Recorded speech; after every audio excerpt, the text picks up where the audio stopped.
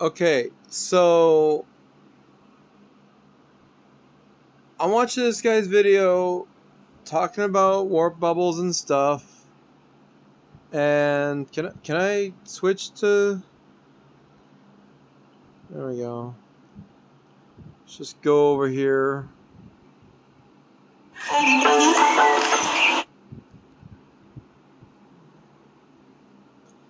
So here's the thing that gets me really annoyed is that the physical aspects of what happens when you try to move space as if around another object. Let's say you have a force particle or whatever else, like something that can push all the objects around, and it does the thing, and somehow you have objects moving out of your way. You're not going to do that when it comes to physical matter. You can't. And I'll explain why. You talk about a planet or a star, okay? That object is not going to move out of your way. You're not just going to simply, like the picture he shows here, this stupid picture. Look at this fucking shit.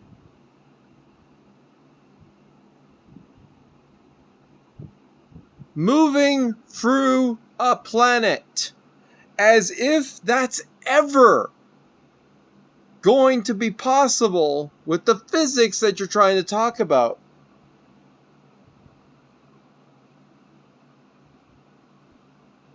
Even, listen, let's pretend that you are inside. Let's say that instead, magically, you turn yourself to the size of a needle, okay? And you zip through space on a laser line. Alright? Pretend you're doing that. You're still going to bump into all the stuff that happens to be in your way.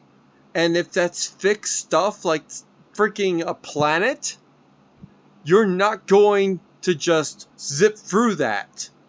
Okay? Stuff like rocks or whatever else, you need to fit through the gaps between atoms, the binding of freaking metal that's in the core of most planets, or the superheat of any star. You're still going to want to aim this freaking warp drive at an empty, uncharted, or unoccupied section of space. The only stuff that you're going to be able to move around with this warp bubble is the smallest tiny degrees of stuff. Once you're trying to move stuff with the bubble that is bigger than, say, I don't know, a couple of specks, literally, once you start trying to warp yourself through an asteroid field, forget about it. You still can't warp through an asteroid field. You know what's going to happen? Space is going to move, the rocks are not going to move, and they're going to hit your ship. Okay? How do I know this? It's really freaking simple. If you have space, simply get out of the way. Pretend that you have a bunch of wind, right? And it's holding up the birds, and the birds are flying, and suddenly the wind is just gone. Well, the birds just fall down because there's nothing holding them up. You're going to just smack yourself into a bunch of birds out in space. Instead of birds, it's freaking asteroids. Or worse, the metal core of a goddamn planet. There are reasons why we don't use warp drive in an atmosphere, says the scientists in the movie. Oh, but warp drive was used to go through a planet. There's two different types of warp drive, okay? One that uses subspace, which is real in that series, and the other that uses actual space, which is what we are going to be using. And I'm going to tell you right now, If you try to send a warp device through an empty amount of space and you don't traject that just right and know that when you arrive at this point it's still going to be empty space, yeah, you're going to run yourself into a black hole or a star or the core of some planet and you're going to be ripped apart. A smear on the inside of a planet. Don't mess with this stuff. Now, later on, they talk about how you can use positive and negative energies, and that's cool. So it's like you got this idea that you could use actually only positive energy. You don't even need negative energy or negative mass. And the idea of mass and energy being equivalent, don't just throw that out. You need to explain that properly, fully, extremely. But, I mean, despite the fact that you would have to have maybe the atomic explosions, which is the only way we've ever been able to make mass into direct energy, which we can't do, the power of a great goddamn sun to make all this work and whatever else, you're still... The maximum that I expect a warp bubble to ever end up properly doing is be like an electromagnetic field, having everything else just be somehow also be forced away from the ship.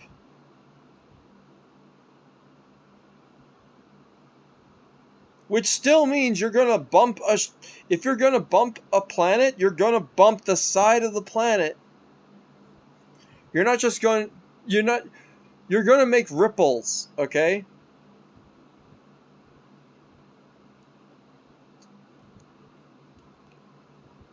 But let's return to that.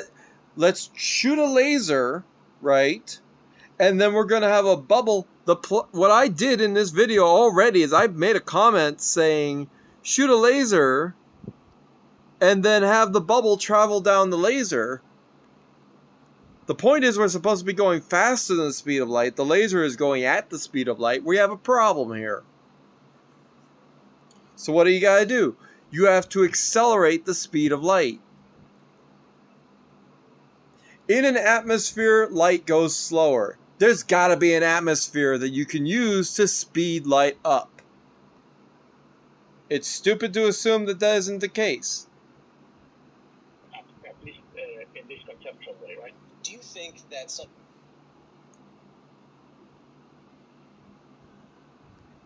This is a very complicated idea. I mean, it's actually, paper is very, very technical. But in the end, he finds a solution in which you can have a warp bubble traveling faster than light with only positive energy.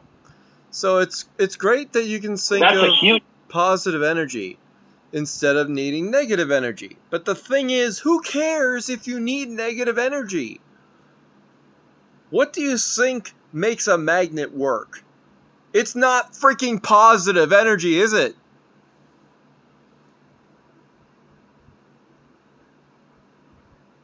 Is it?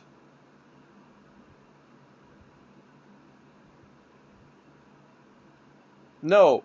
A magnet is flowing energy. You don't need positive or negative. You have flowing energy. The magnet flows energy through the magnetic core, through the metal,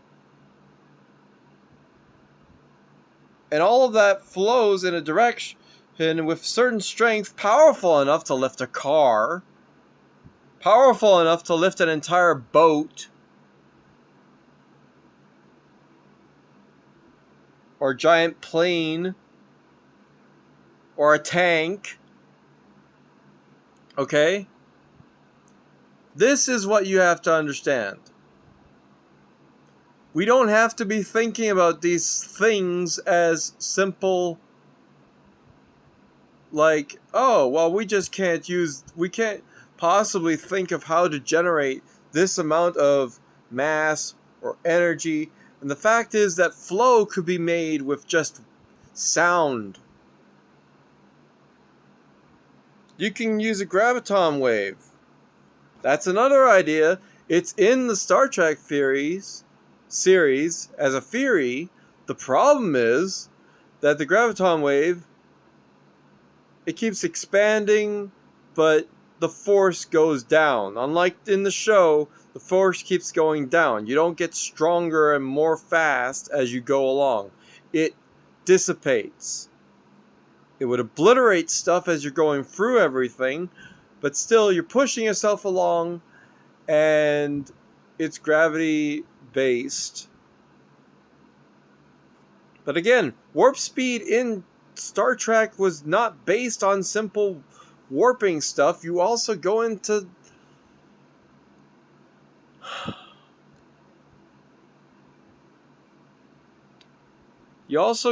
like a different dimension, kind of.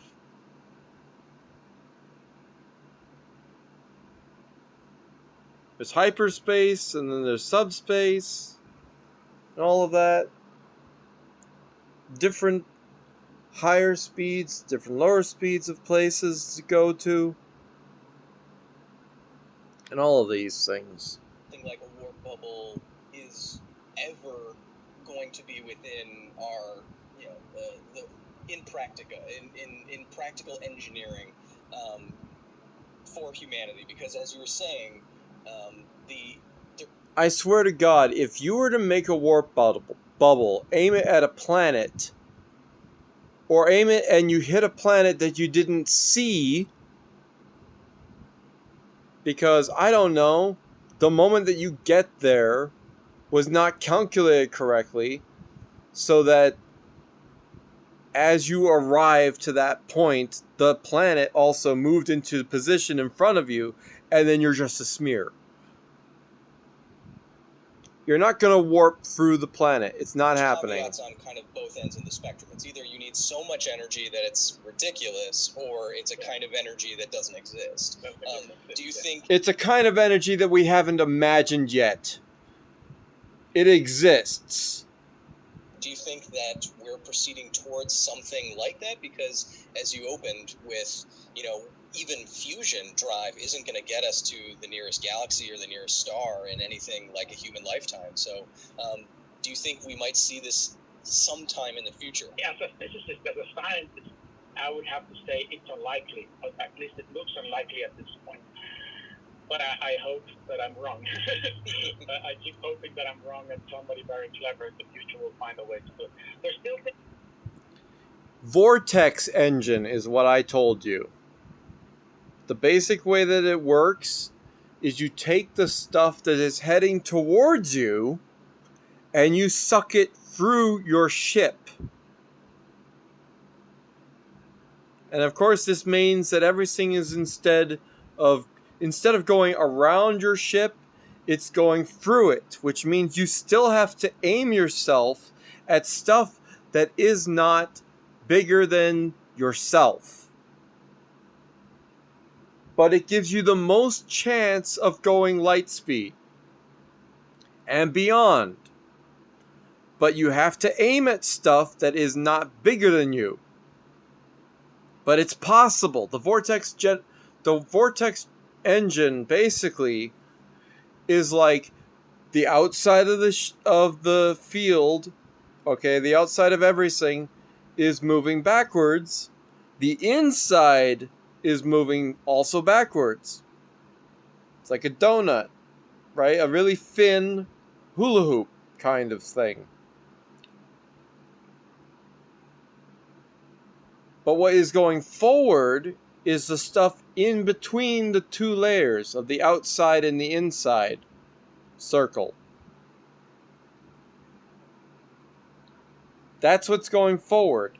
So as long as you can have something that goes forward that's not moving against the space that you're moving towards, you'll have less friction with that and everything, and you'll just be dragging yourself forward. And all the stuff that is going through the middle of the ship is going to be accelerated out the back and attracted yourself towards it.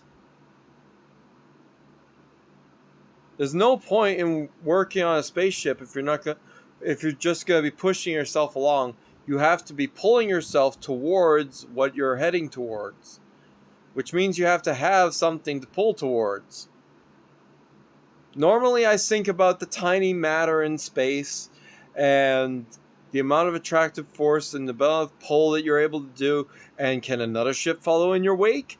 Likely not. But it's still a realistic way of doing it, and then you have to let space reintegrate itself into a normal wobbly mess that it is, and then you can send another ship in that same direction, right? Or you can just have a long chain of these things. The longer the chain, it's like a straw, and it all just flows through this thing, goes straight to the back and out the back, and it goes out as faster as extra propellant, but it's the pulling yourself through space. As if you have extremely powerful lungs and the straw is really huge, and you're just a giant sucking yourself from, and space is just going straight through you. Only instead of lungs, you're using electromagnetism or something. And you can do this with powers that are achievable. It's about the universe we don't really understand. We can understand. Dark energy, we don't understand what dark matter is. And even dark energy would be interesting. Dark energy makes the expansion of the universe accelerate. So it means it has some sort of anti-gravity. The talk of the expansion of the universe accelerating. There's a different. I've heard that the expansion of the universe becoming more as time goes on. But the truth is, it could be the same.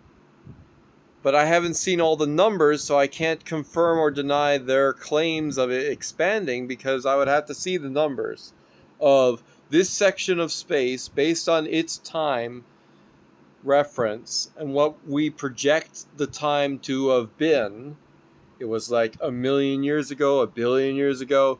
You have an issue where you have to actually tell us all the different information that it takes to do those calculations. You have to show your work, right? Otherwise, like, I just think that you're actually just missing what's happening. Possibly. So something like that, if we could learn what dark energy is and maybe control it, then maybe use it for something like this. But this is my hope. I mean, as I mentioned, the fusion drive would be ideal to move inside the solar system. Yeah. If we had a fusion drive, we could get to Mars in a matter of weeks, or to Jupiter in a matter of a month or a couple of months. Without it, it would take 10 years to get to Jupiter. So a fusion drive would be fantastic for the solar system, but outside the solar system, there's nothing that would work at all. It would take. Yeah, fusion drives can only get you so far. If all they're doing is pushing stuff behind you, and also the fact that you in interstellar space, you gotta realize there's a solar bubble that's around our solar system created by the sun, literally pushing everything out away. And it's the interstellar medium that is actually possibly a fluid again. If you have a fluid that you can flow through, you can just pump yourself through space and it's no problem. Because the more mass that you have to work with to flow and then force yourself through, the easier it is to literally swim through it. Or use it like a propeller and just be a plane and just drag yourself through it. Or like a submarine. Or something. There are things you can do. Still decades to get to Alpha Centauri. So no one talks about that. The interstellar medium is not empty. You know? But this will happen sometime in the future. But it's not sometime soon, right? If it turns out to be possible, it's still going to take us, I think, centuries. It's not around the corner. So it's weird and it's interesting to think about how the solar system is, because of stellar wind from the star, constantly being blown away. All this atmosphere is just being shoved out, and there's this bubble that is the literal outside of where the sun's influence is. You could say we are inside of the sun. Technically, it's just a very thin atmosphere of the sun, but we're in it. Technically. Once you get outside of that bubble, however, everything else is different. Everything's like, there's stuff out there that's like more energetic, more fluid, more solid, more substance, parts per million, than we have in our solar system, our relative area. Which means more that we can work with. And with a vortex engine, you can push that through yourself, drag yourself along like a conveyor belt,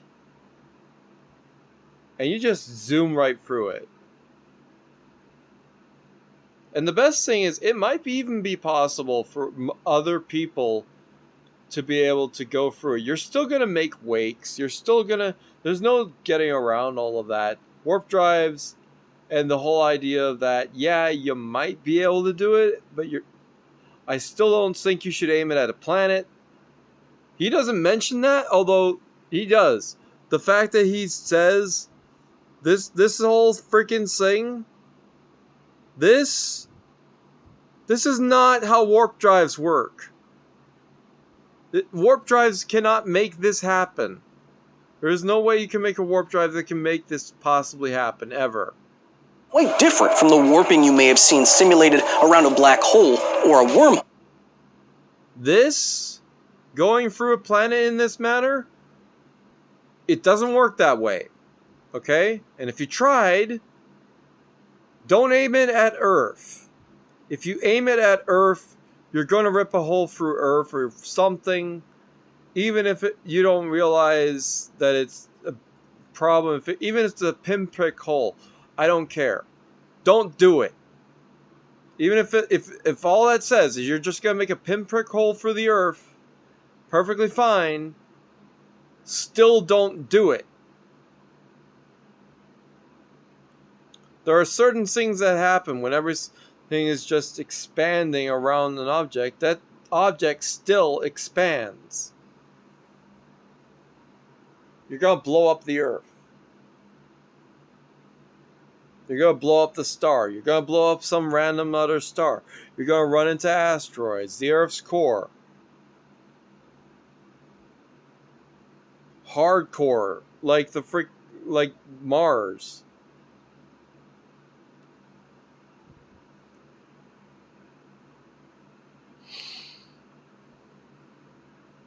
Stay safe out there. We're never going to even try this for hundreds of years. And who cares if I have good theories or not? But I do, is the problem. And the other problem is, what if my theories could get us there sooner? Easier. In ways that make it so that all this was laughable. You can still do it.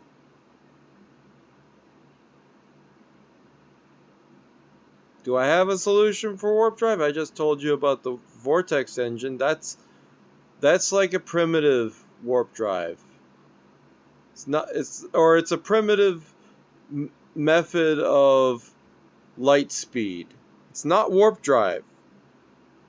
We are avoiding warp drive at all costs, technically. We're trying to be realistic about this. Anyway.